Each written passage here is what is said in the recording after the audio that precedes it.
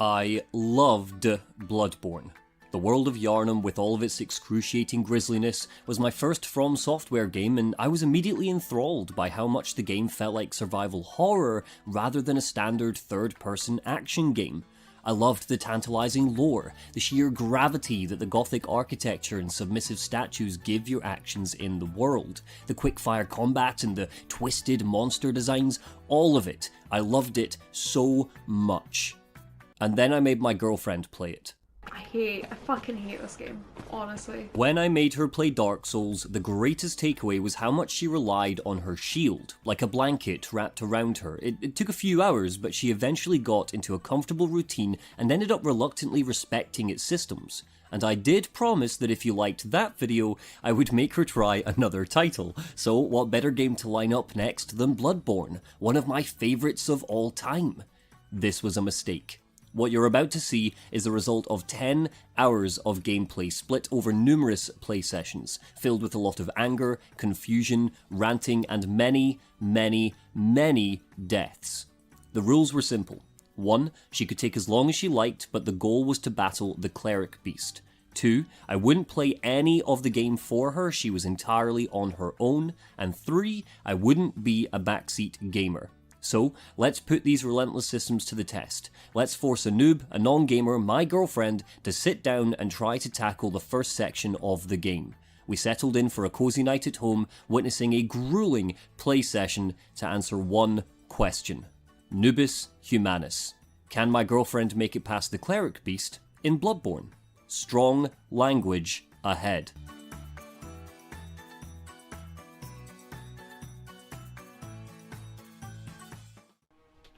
Childhood, me. Bloodborne's character creator is much more detailed than Dark Souls, and the Noobus got a real kick out of experimenting with different looks and feels for her hunter. Her experience with that game meant that she quickly understood what the main stats meant. It might sound base for a common gamer, but it was already a promising start that she recognised the heart symbol next to vitality and made the choice to pick a class with more health and endurance. She opted for a slim character because, again, she reckoned it would make her harder to hit, but the very slim option would be a bad idea for lifting heavy stuff. It's not your logic. That's my logic! Because of the aesthetic of the game, her character, Eiknarf, was designed to look like a goth. We were 10 minutes in, and already the Noobus was embracing Bloodborne's vibe. At least until the monsters appeared. Oh god, what the fuck is that? No! No. You don't like the messengers? No! They're the messengers! I've always loved how the wolf catching fire as it creeps towards you teaches the player about the importance of flames against the furrier foes. And the Noobus did pick up on this lesson, but it was the messengers which really got under her skin. This was much to her detriment too, because her first impression of them discouraged her from taking the time to read all of their useful messages. Her experience with Dark Souls' difficulty, the darkness of the starting room, and the immediate terror that the opening instills in a player made her more cautious than the game likely would have hoped. She lingered in this stairwell for easily 5 full minutes, checking that she understood the controls, watching spectres of previous players die in front of her, and summoning the courage to muster forth. I don't wanna, because I know something bad's gonna happen. Her desperation for a sneak mechanic returned after she saw the werewolf for the first time, feasting on an unsuspecting victim. She tried to find a way around it, but in the end, confrontation was inevitable. Right, let's fucking go, ya bitch.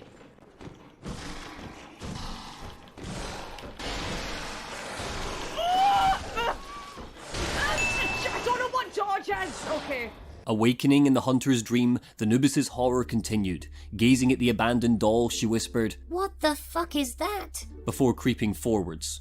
I will forever be amazed that in Bloodborne's soup of beasts, spiders, brains, and madmen, it's actually the hunter's closest allies, the messengers, and the doll, which upset the Noobus the most. An antagonistic relationship started here. I wouldn't hold out hope of a friendship blossoming any time soon. No. With the Noobus's nerves on edge, what followed was a light jog around the hunter's dream. Weaponless and vulnerable, she did explore, but refused to speak to the messengers, desperately trying to offer up a cleaver and a gun for her to use. Again, her lack of awareness of what the UI specifically tried to tell her came back tenfold in Bloodborne. This meant, unfortunately, that she left the hunter's dream confused and with nothing but her bare fists. What? What are you laughing at? What are you laughing at? I am not telling you what you need to do. Dashing past the dreaded werewolf and out of Iosefka's clinic, the Noobus didn't realise that she had missed some pivotal equipment, so she ran around with her hands interlocked, two-handing nothing, but chuffed that her hunter didn't look like a husk post-death like she would have in Dark Souls. Oh, I like how I still look pretty though. Like, it's not like Dark Souls. She dipped her toe into central Yharnam, expecting a weapon to appear Any minute now. but instead of equipment, she found an enemy on patrol and gave him a couple of good whacks before embracing the void. The confusion lasted upwards of an easy 30 minutes, but eventually after returning to the hunter's dream and grimly accepting the gifts from the messengers, the Noobus equipped herself with the saw cleaver and pistol and conquered the werewolf. With a renewed sense of vigour and determination, she was ready to face Yharnam for real. Okay. I don't wanna. Her strategy at first was all about range. Discovering that her weapon could evolve opened up a lot of possibilities to her, but the Noobus's greatest obstacle while playing Bloodborne was that she was still in a Dark Souls mindset. Whittle enemies down, keep your distance, don't be too aggressive. She kept referring to her blood echoes as souls, and her timidness with enemies followed her through the first couple of hours. Where are you going, man? Are you still...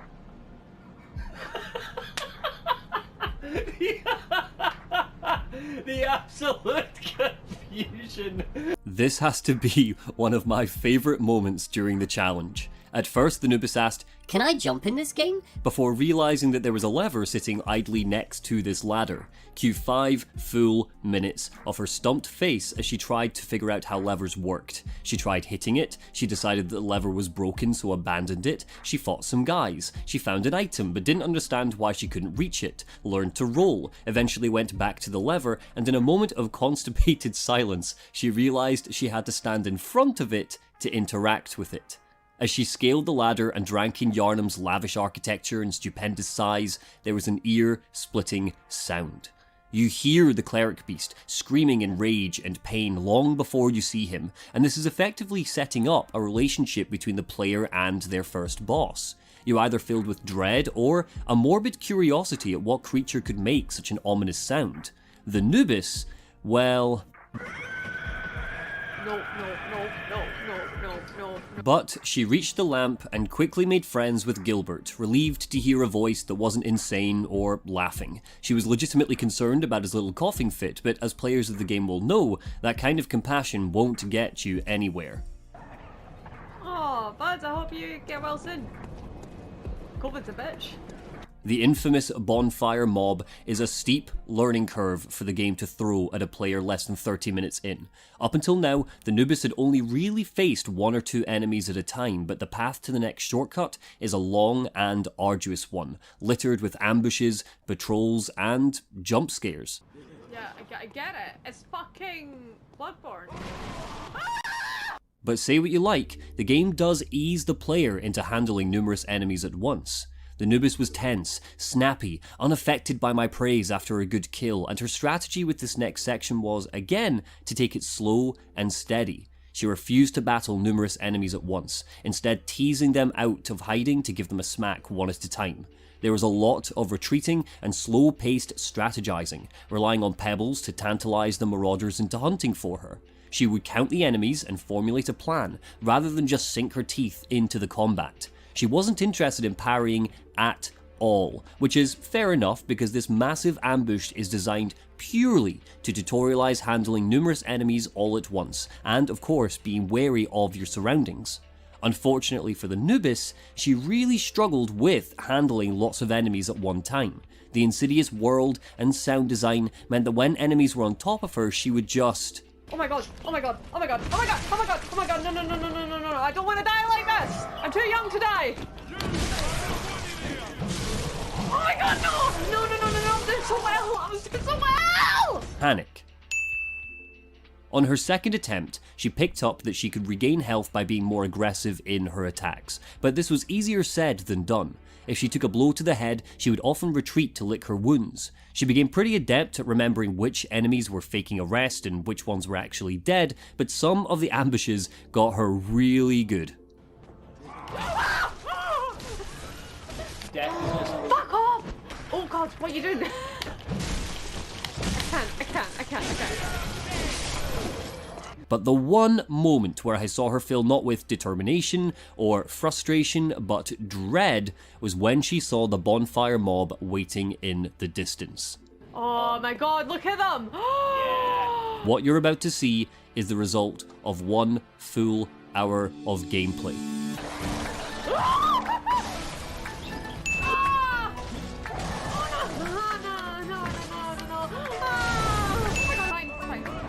I don't want you.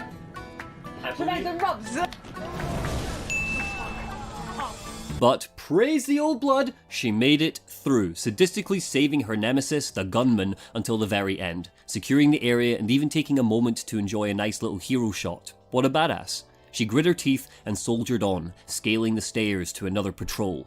We were here for 20 minutes. The dogs had been her greatest threat up until now, so she tried to lure them out with pebbles to slay one at a time. Her plan was interrupted though by the wandering troll that she'd purposefully avoided. Seeing him as she panicked and made a hasty retreat, but after realizing that the troll wasn't going anywhere, she decided to commit to her original plan. Separate the mob, cleave through them one at a time.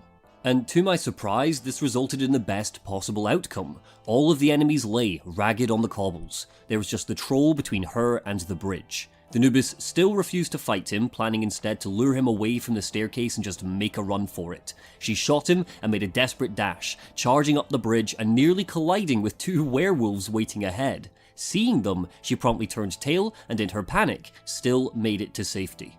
After seeing the beast burned alive back at the start of the game, the Noobus noted that she had a couple of Molotov cocktails in her inventory. She quickly put the link together and decided to lob them at her foes. Oh my god. No. Well, it was worth a shot. In her frustration, she confidently raced past the bonfire mob back to the fountain where the troll awaited her, pursued by a stray, horny dog. She made quick work of it and prepared for round 2 with the patrol at the top of the stairs. No, dog! What? Oh my god, no! Why? Oh my god, no! Her absolute, raw determination not to fight the troll became her greatest weakness, so she finally swallowed her reservations and faced it head on. Much to her surprise, she managed to kill it in a real show of skill, and was finally ready to face the bridge werewolves once more.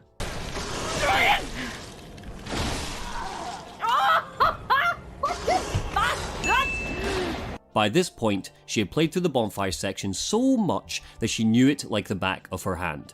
Understanding patterns and AI pathing, luring enemies out and becoming more, I want to say confident with the combat, but honestly I think it was because of pure blind fury. She made it back to the bridge without issue for one more go.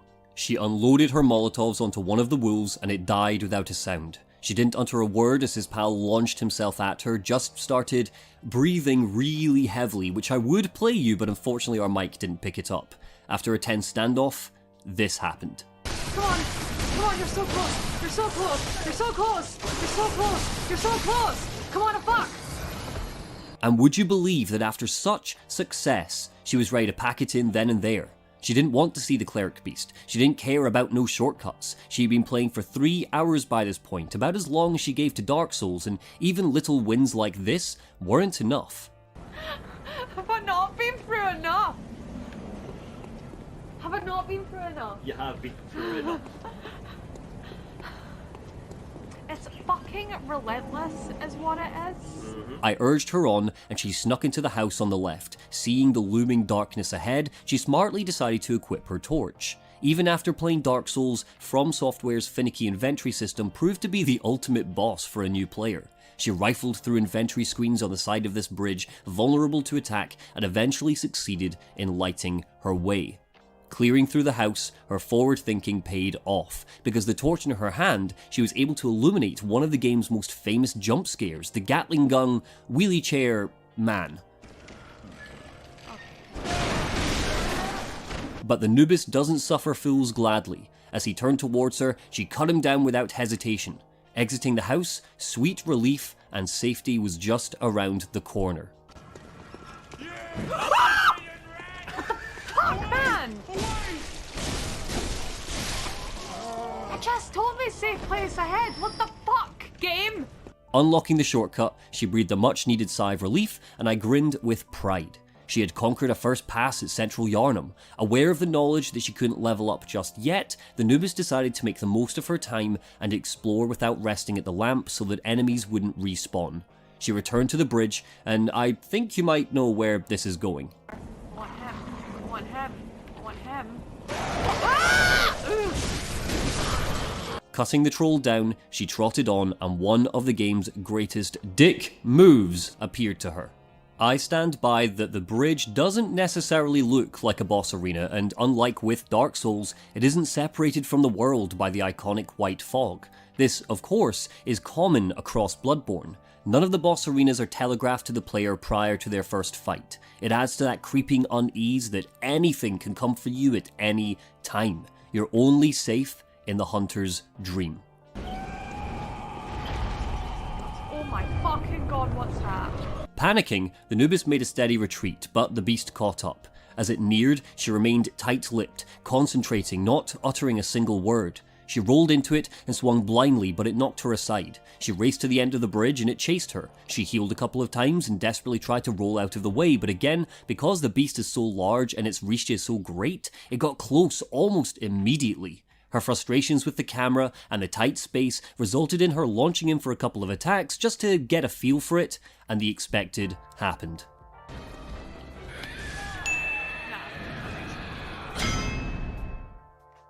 The Noobus was weirdly quiet during her first encounter with the cleric beast, but upon reawakening in the hunter's dream, that Glaswegian rage and distrustfulness bellowed forth when she saw the doll was now standing.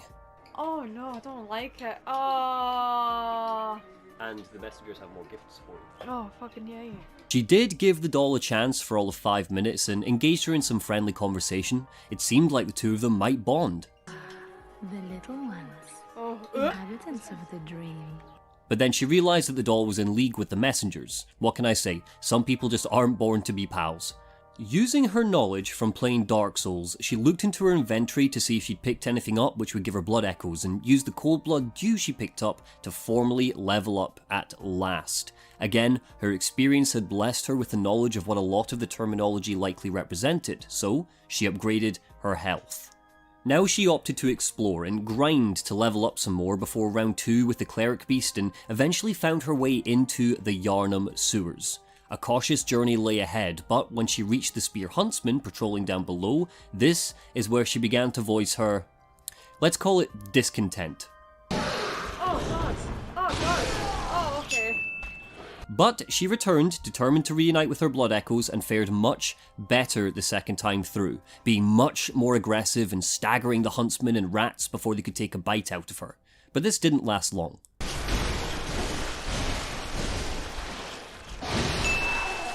Her third trip into the sewers was more dramatic. She pushed past the 2 werewolves on the bridge, but they followed her right into the gutter. Stamina? No. Just means your hitbox bigger. That werewolf's down their way. Get on. Oh, he's down. Oh no. The journey to reclaim her echoes suddenly became a lot more complicated. I tried to coach her into venturing on, claiming that the werewolf had dropped straight down into the waterway and it couldn't hurt her right now. I was wrong. Oh my god, there he is! There he is, there he is, there he is, there he is! She charged back to her ladder and tried to wait it out. She tried to separate the wolf from the huntsman. She tried to shoot at them across the way, but nothing seemed to be working.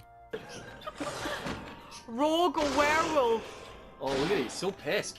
With the beast's attention, she raced back to the ladder, but it followed. With it throwing a tantrum at the bottom, she decided to drop down on a couple of platforms and use her knowledge of Dark Souls to take it out with a drop attack, but just as she was about to go in for the kill, it slipped off the edge and fell into the sewers.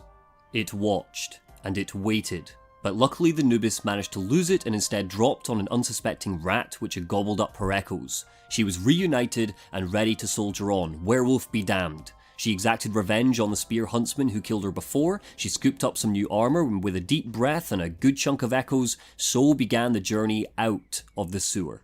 She started by ignoring the writhing corpses, amassed in the middle of this pit. She had one goal and one goal alone: get the fuck out of the sewers. When she finally made it out, her sense of space had completely vanished. She was lost, and it seemed like the only way ahead was to fight the troll waiting in the distance.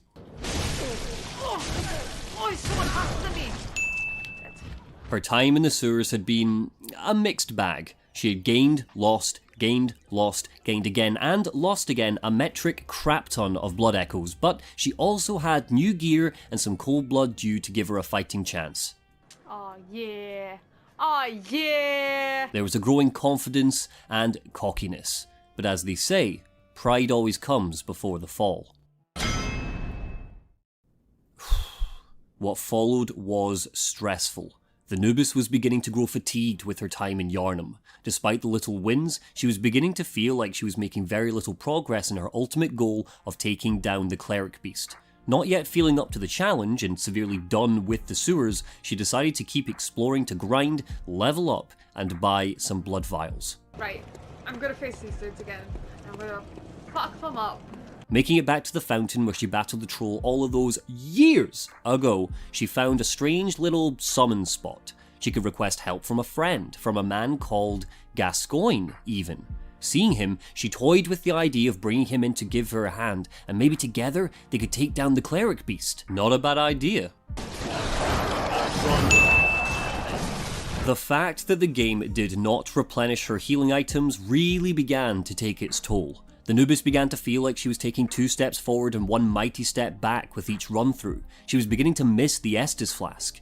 Enemies weren't dropping blood vials at the rate that you would expect, and certainly to her credit, not at the rate I had seen whenever I've played the game.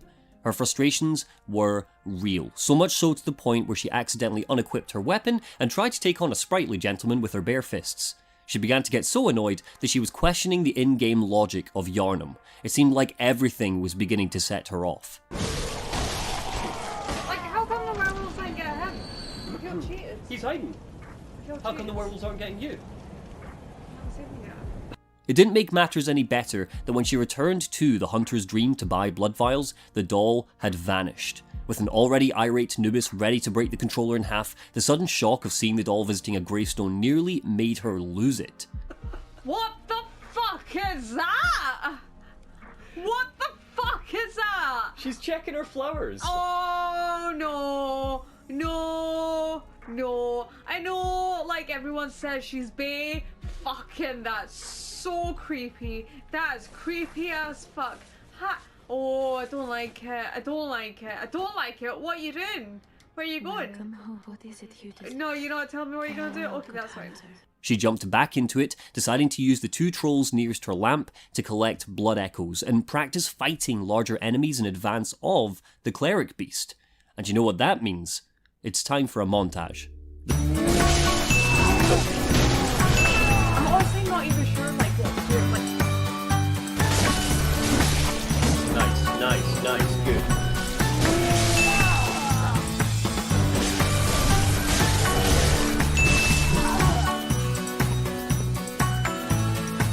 maybe?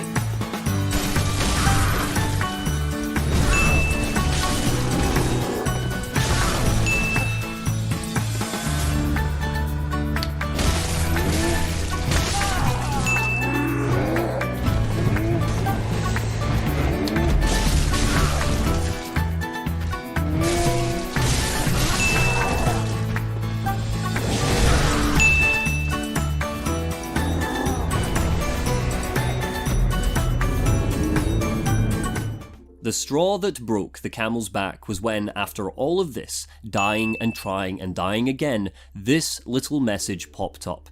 telling her that her weapon was at risk, so she needed to sell off some of her items and starting equipment to raise enough to repair it. She was getting so annoyed, and not in a fun way might I add, that I tried to soothe her the only way I knew. Do you want a McDee's, baby? I'm thinking of ordering one. Do you want a milkshake? But even food couldn't help. With chicken nuggets on the way, the Noobus finally let rip on the game, and it was as she vented her rage and tore apart one of my favourite titles of all time that I began to think that this might be a mistake. I understand steep learning curve? Cool. Like, you can throw 50 guys at me. Cool. But don't expect me to fucking grind. Like, how long have I been playing this? Like, 8 hours? Longer, for sure, yeah. But they were approaching the 10-hour mark, easily. Why the fuck do I have to grind after that long? That's ridiculous. And it's there that we stopped. Following our McDonald's, we almost silently agreed that for the good of our relationship, it might be a good idea if A, we called it there, and B, I let her have the bed to herself that night. The journey came to an end, the score sitting at a draw. Noobus 1, From Software 1. And then after a week passed, on a cold Saturday night, she asked me to bring the mic over again, and picked up the controller. One last go, She said. I'm gonna fuck him up.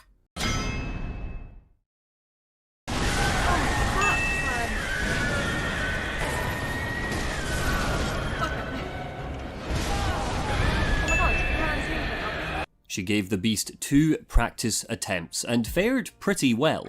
Taking a deep breath and an even deeper glug of wine, she flexed her muscles and settled in for that one last go.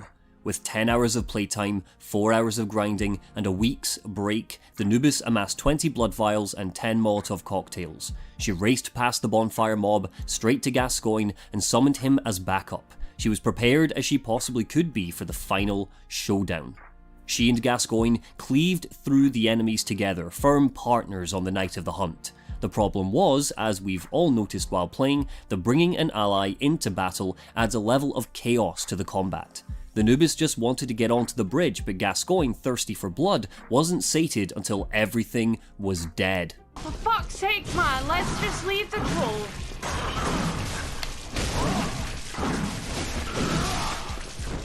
Right, come on, can we go? Now, please, please, please. We've got other shit to deal with. Come on. Like, we've got bigger demons to, like, deal. Like, can we go, please? Like, come on, let's go. Let's go, bud. Come on. It's trying to, like, drag a guy away from, like, a fight in a club. Like, come on, man, you made your point. Like, let's go. And unfortunately, this meant that the 2 werewolves, the troll, and the 3 ravens between our dynamic duo and the cleric beast whittled Gascoigne's health down to the point where he was likely going to be useless in the final fight. Like, he's so dead. Look at him. He's just hanging on. Like, he's gonna literally charge in now by me. And she was right. Gascoigne lasted a total of 8 seconds in the cleric beast battle, doing 0 points of damage and leaving the Noobus alone to fend for herself. With no insight left and resolving that this would be her last attempt, she lobbed her Molotovs at the cleric beast, trying to maintain a safe distance. She battled the camera more than the beast itself, trying to keep it focused and trained on her enemy, but utilizing her new aggressive tactics to the extreme. For every blow the cleric beast got in, she would take 3. When she needed to retreat, she retreated, relying on her thick supply of blood vials. She seemed to be holding her own in the first half of the battle.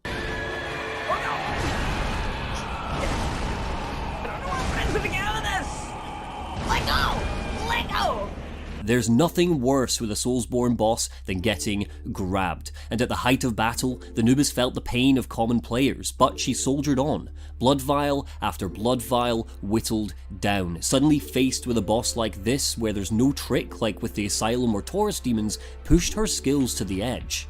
The battle raged and raged until she was down to 0 blood vials, and just like in the last video, I'm going to play the final moments in full so you can see how it all ended for yourself. Oh my god!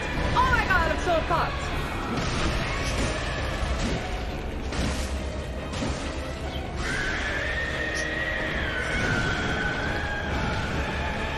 What do you want?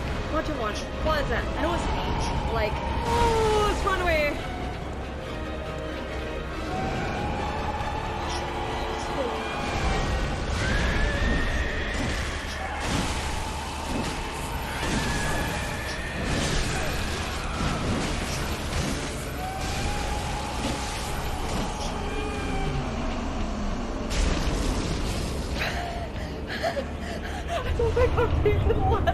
fucking 40 seconds of that! I'm not sure what she said there, but I think she's pretty pumped. Yes, fuck! We fucking done it! Yeah! Fuck that clone piece! Fucking yeah! And so she should be. 27 deaths and she's done it. Suck it, From Software. And that's not even the best part. After all of this, after all of her fiery fury with Bloodborne, she had one more surprise to drop. I'm good. So on that, I think, yeah, like more Dark Souls. 100%. Okay. Like right after this, I'm gonna start playing more Dark Souls. More Dark Souls? Be still my beating heart. Well, alright then, you know what? She gave Bloodborne more than a solid try, and if having a hell of a time in Yharnam has made her want to jump back in and try Dark Souls again, properly, I think I can swallow that. So that's where we stand. 2-0 to the Noobus, and she's going to play a bit more Dark Souls off camera. I'm not going to force her into recording her time there, I want to let her just enjoy it without the pressures of all this. But if you are curious, I might be able to talk her into letting us catch a glimpse of Sen's Fortress or maybe Ornstein and Smo. I know that she's happy to try out the openings of Dark Souls 2, Dark Souls 3, Sekiro, and when I do get my hands on it myself, the PS5 version of Demon's Souls, so if there's anything there that you'd like to check out, drop the comment below and let us know. In the meantime, thanks for watching and take care.